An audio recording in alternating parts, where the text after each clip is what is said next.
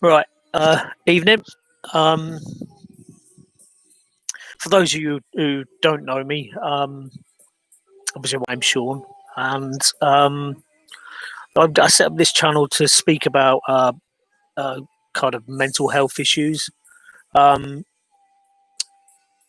particularly because I've been diagnosed with bipolar disorder and um, borderline personality disorder, both of which can have a massive negative impact on the way I interact with people.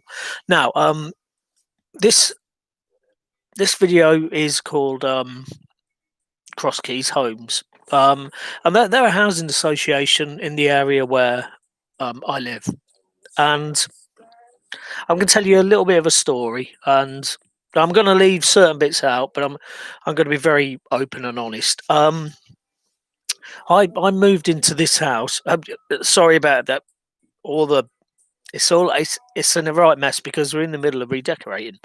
Um, and more of that later. I moved into this property. I don't know, about 7 8 years ago. Moved in here with my mum. She moved from Stanford, and I moved in with her. I'd just come out of a relationship. I'd just sold my house and had nowhere to stop. So I I started living in this small village called Barnock, and it's in a house that's owned by Cross Keys Homes Ltd. And they, my mum was very poorly. She had COPD, which is a lung disease. Basically, she couldn't breathe very well, and for the last 5 6 years, while I've been living here, I've essentially been her carer, and I've seen her condition deteriorate. And it deteriorated to a point where in January of this year, just 4 days after my birthday, she she was taken into hospital and she passed away. Uh, she didn't like using euphemisms like that. She died. I think that she'd actually appreciate that more. Um, but in the meantime, a couple of years ago, I got married. And because my wife lived in Peterborough, in an area in Peterborough, she lived in a house that we were both on the tenancy agreement, um, and that was another home owned by Cross Keys Homes Limited, and um, our relationship, we we had to kind of live apart most of the time because I generally spent most nights, pretty much every night, in this house in Barnock, just in case my mum would wake up in the middle of the night and she needed help. Um, so my we tried to get me off of the tenancy agreement probably about a year ago, and Cross Keys came out with loads of rubbish as to why I couldn't be taken off the tenancy agreement. Um, all of which I think were designed just to tie me into a tenancy, which I I genuinely shouldn't have had because I wasn't living there. Um, and sort of September last year, my wife and I split up. Um, it was it was quite acrimonious. We fell out in a big way, and undoubtedly my mental health issues, particularly the borderline personality disorder, um, kind of had a massive impact on her and her family and everything because I tended to shout and scream and everything. Um, but 51 days ago, I decided to give up alcohol. Alcohol has always been a big problem for me, um, and particularly with mental health issues because I take quetiapine. That doesn't really work very well if you're um, getting pissed every night. Same with sertraline, big doses of that. Also, pregabalin, which is for nerve pain. I've got diabetic neuropathy, a bit of diabetic, type 1 diabetic since I was 17, so a long time. 34 years. Um, and that gives me tremendous pain in my legs. And so I'm on painkillers for that. It also affects my balance and everything, and I'm basically, well, I'm registered disabled. Let's put it that way. Um,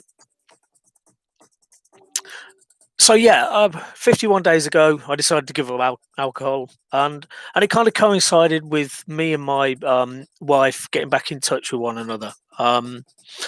And we we we took the decision to yeah, try to make our marriage work. There'd been problems, and hopefully we've overcome them, or we will be overcoming them as the days and weeks progress. Um, but but my wife decided to move in with me in this house in Barnock. Now I'd been granted a succession of the tenancy by Cross Keys Limited, and because in February I was single, living by myself, and my mum had just died.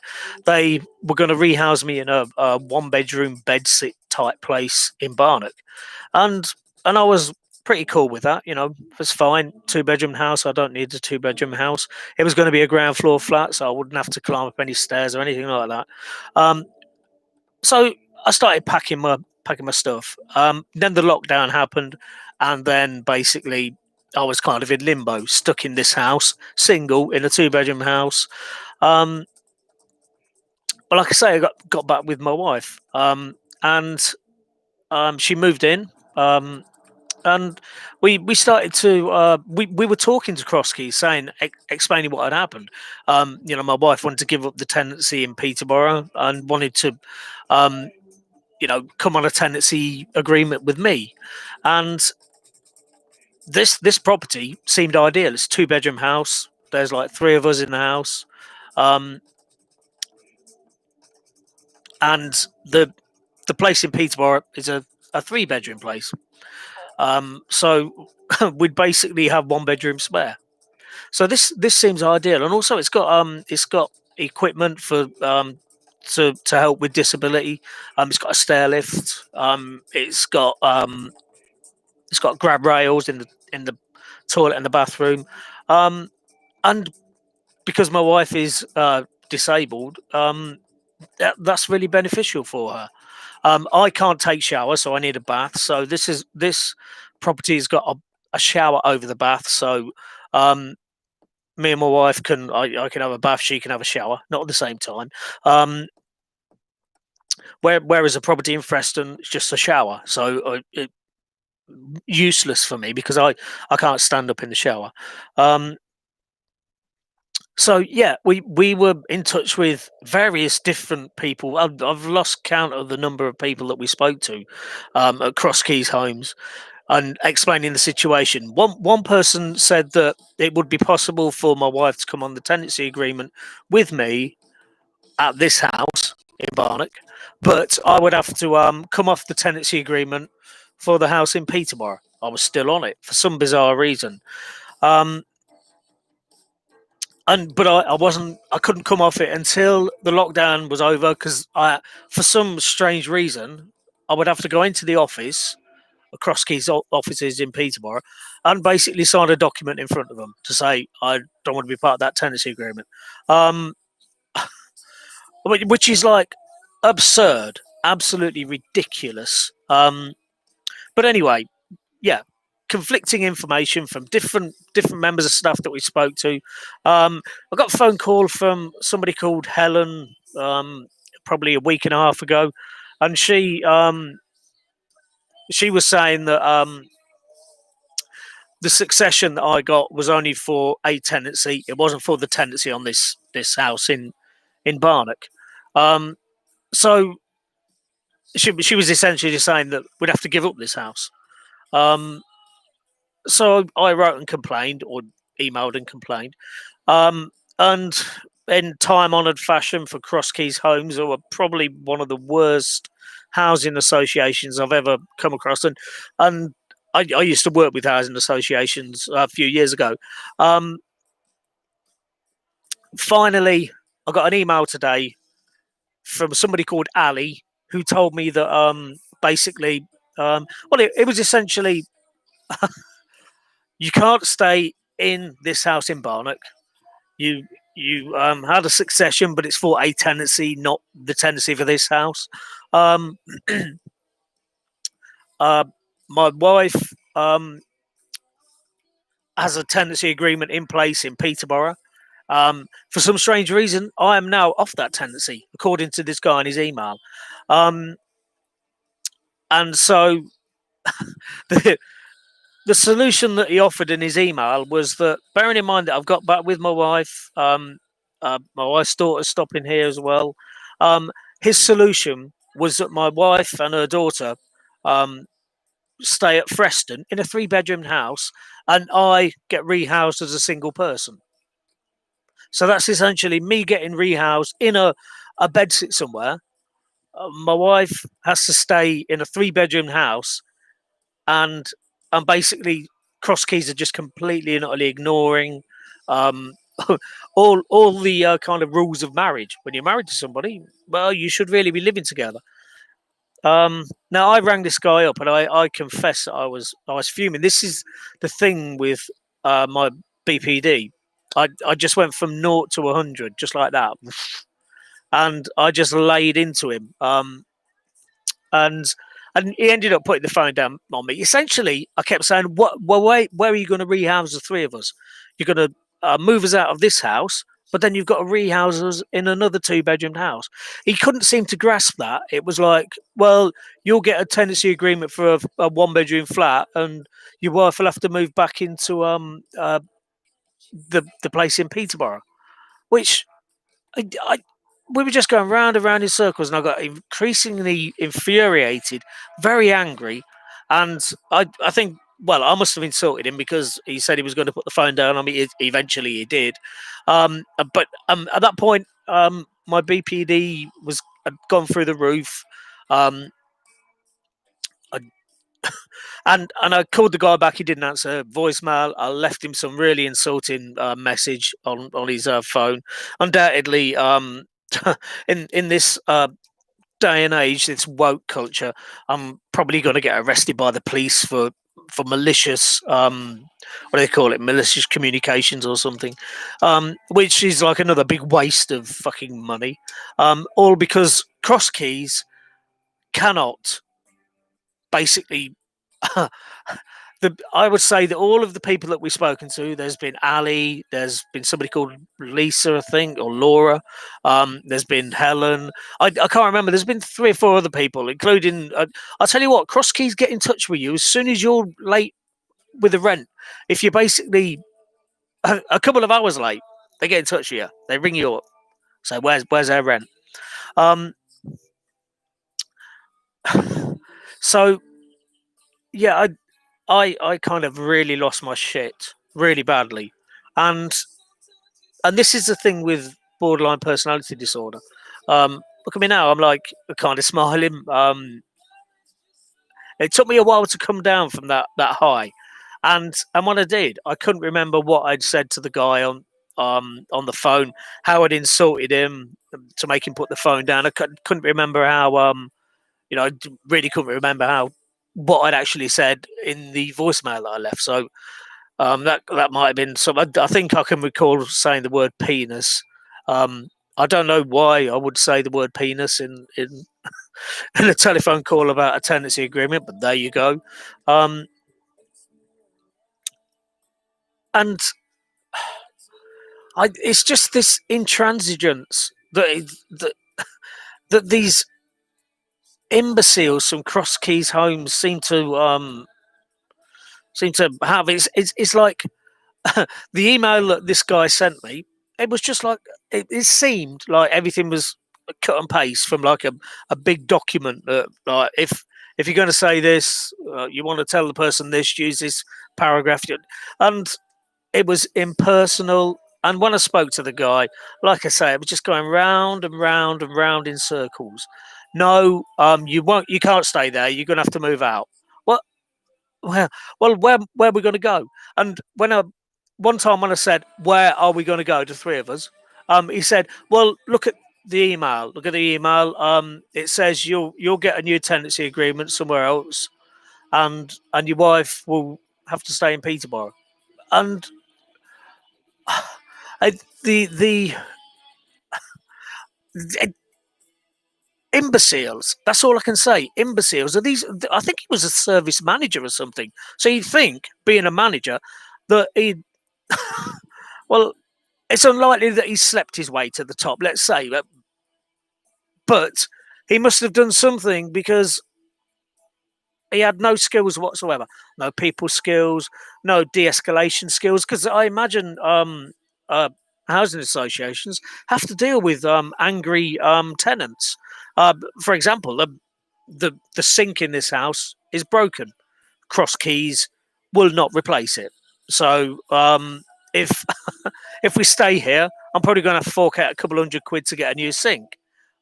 If they think that I'm going to put a new sink in here, if they're turfing us out, they've got another thing coming. They really have. Um, the but yeah, the imbeciles that work at Cross Keys Homes. I'm insulting them all now, and I don't really care. None of them have been helpful. They've all given conflicting information. This woman called Helen, said yes, we can both be on the tenancy agreement for this property, and then rang up a couple of weeks later and said no, you can't. And when I said, but you told us we can, she couldn't remember telling us um, that she'd said that.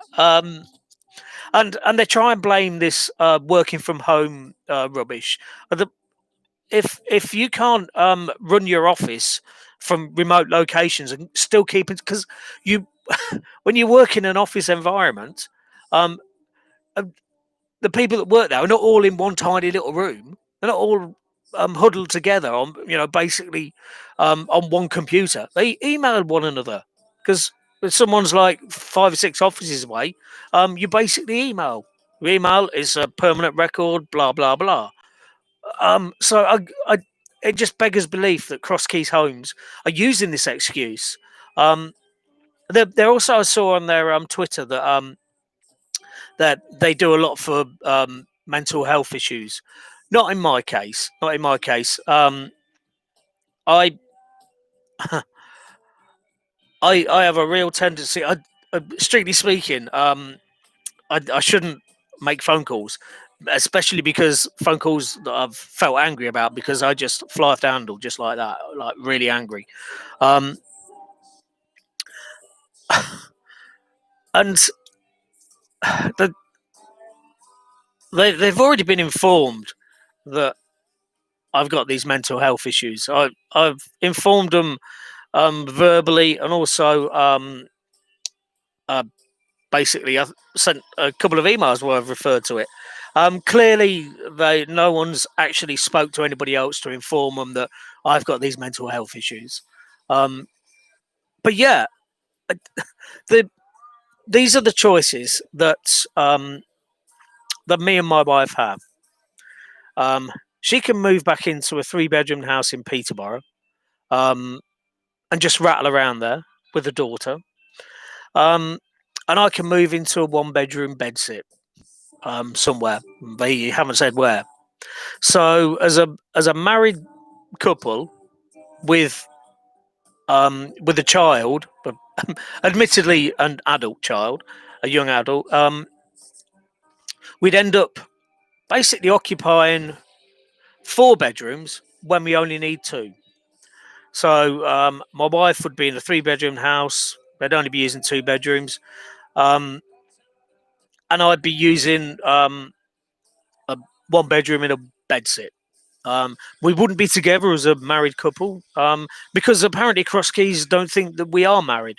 Um, but that's the only thing I can think of. Obviously, the alternative is to convince them that we are living together, that we're giving our marriage another go. Not that it's any of their fucking business whether or not uh, the personal nature of my relationship with my wife has got nothing to do with idiots from Cross Keys. All they need to know is that we are together as a married couple. Um, so they can turf us out of this two-bedroom house that we started to redecorate and everything, and rehouse us in another two-bedroomed house. I, can somebody try and explain? I kept saying to this guy, this Ali, on the phone, can you just what kind of twisted logic are you using that you're going to move a family out of a two-bedroom house into a three-bedroom house and a one-bedroom flat? It's either that or you're moving us out of a two-bedroom house and you're going to have to rehouse us in another two-bedroom house. Uh, There is really no logic there, no logic at all. I can feel myself starting to get uh, kind of angry again. Um, I was fuming when that guy put the phone down on me.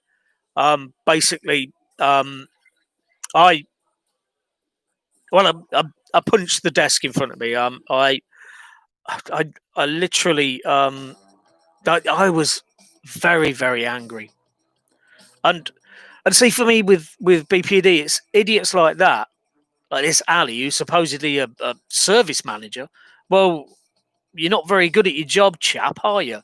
Um, I, it's people like that that just really infuriate me, get me angry, and I apologise that I've sworn in this video. Um, you never know who's listening, do you? Um, but yeah, so Cross Keys Homes, if ever you have to deal with them, well, basically, uh, move to a different area.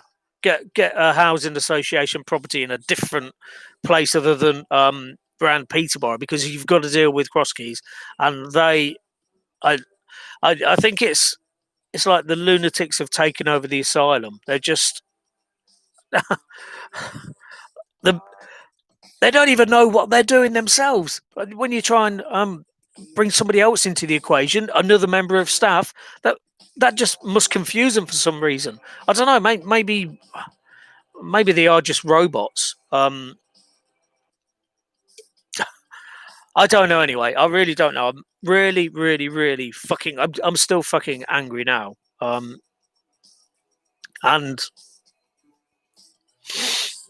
if the thing is, once I lose my shit, it's like, and that's it. It's I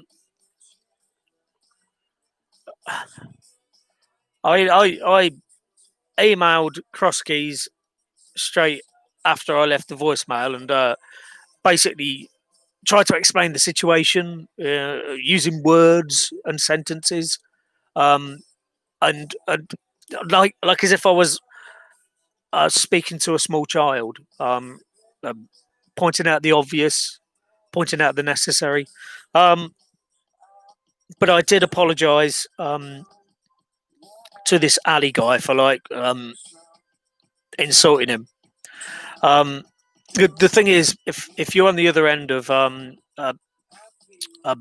borderline personality disorder flame out, it it can't be good. You know, it's got to be probably distressing, distressing, especially if you've never had to deal with it before. Um, and it is one of those things when nobody who hasn't got the illness, or who isn't in a relationship with, or has a family member who's got the illness, nobody understands just exactly how it works. I mean, when I worked in prison, there was guys there that were BPD, and they'd knifed people, they'd murdered people. Thankfully, I never go to that extreme, um, but the anger is still there, and yeah, I lost my shit. So if ever you're watching this, Ali, I apologise, but you were basically treating me like some kind of idiot, basically offering me a solution which was incompatible with my family, completely incompatible. We don't need a three-bedroom house. We don't need a three-bedroom house and a one-bedroom bedsit. We need a two-bedroom house And if you can give us that, that'd be fantastic. I would be a little pissed off if you moved us out of this house and put us into another two-bedroom house, because we've just spent about a grand and a half started to decorate the place. So I mean, I'll tell you this right now: if we get turfed out of this house, all the new wallpaper's coming off the walls, the laminate floors coming up, everything, and they're still going to have to deal with that sink that's broke. So yeah, BPD made me. I was really, really fucking furious today. Really furious. I apologise to Ali if ever he watches this, um, but this is how I feel. I feel angry. I feel pissed off. I feel like no one is listening to what I'm trying to fucking well tell them, and it makes me angry, very angry. Um, but what I'm going to do now is the good thing is, as I said earlier on, I'm 51 days sober now. The good thing is, I didn't even consider picking up. There's a bottle of whiskey in the optics on the wall. I didn't even consider pouring myself a glass, and that can only be a good thing. But I didn't immediately think about shit.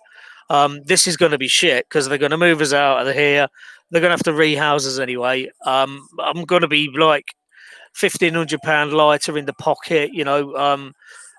We've got to pay somebody to move all the furniture and all this kind of shit. Um, but I'm calm now. I'm calm. I didn't even think about drinking alcohol. Anyway, if you have been watching this from the start, I see I'm almost up to half an hour, and if you don't see me for the next few days, it's probably because the police have arrested me, mate. For malicious communications, because some people can't deal with angry people.